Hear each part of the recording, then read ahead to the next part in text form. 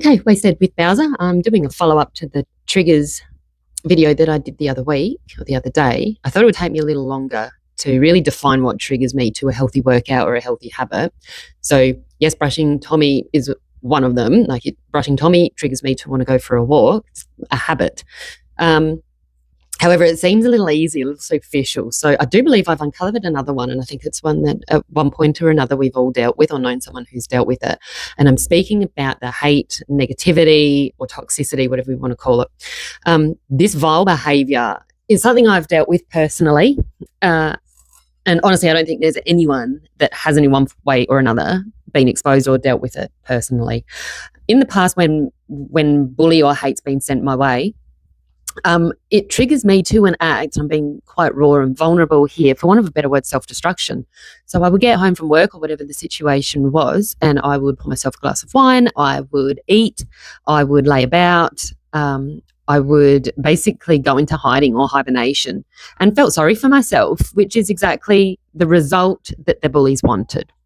So there is definitely comfort in eating, and it's not a revelation. There's also comfort for a moment in drinking. However, it's not the best way to deal with those emotions, especially if not done in moderation. And it works the other way as well. Only exercising as a way to deal with unkind triggers or emotions can be equally damaging when not accompanied by associating mental health support or a healthy diet. Extremes are not necessarily the way to get results. So exercise is proven to release the happy brain syrup, such as dopamine, serotonin, and endorphins, which are all linked to motivation and our emotional balance. This is something that we all know. However, if it's not practiced regularly, it's something that can be easily overlooked. We need to get into that retrain our brain process. So it's time to retrain the brain.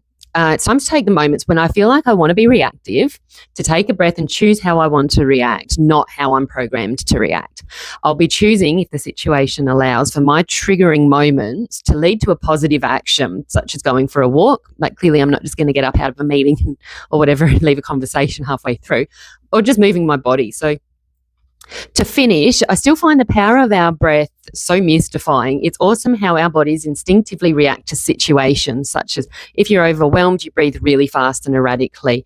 If you're sad, you've got fear, anxiety, stress, panic, nervousness, shock, embarrassment, anticipation. It's all exercising forces us to breathe properly, to take those deep breaths. It grounds us and it recenters us. So it helps clear the mind, to give us a moment to take a more rational thought as well as to how we're going to deal with the situation at hand. So no matter how triggering it might be, building this emotional intelligence, because fundamentally that's what we're doing, it's imperative to the success of long-term healthy results. I have to work on having that emotional intelligence. So maybe the goal is not to avoid being triggered altogether. That would be almost impossible.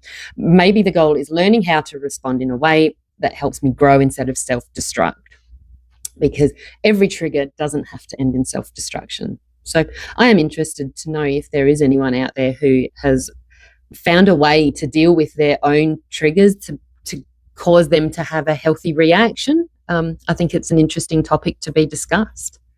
Thanks.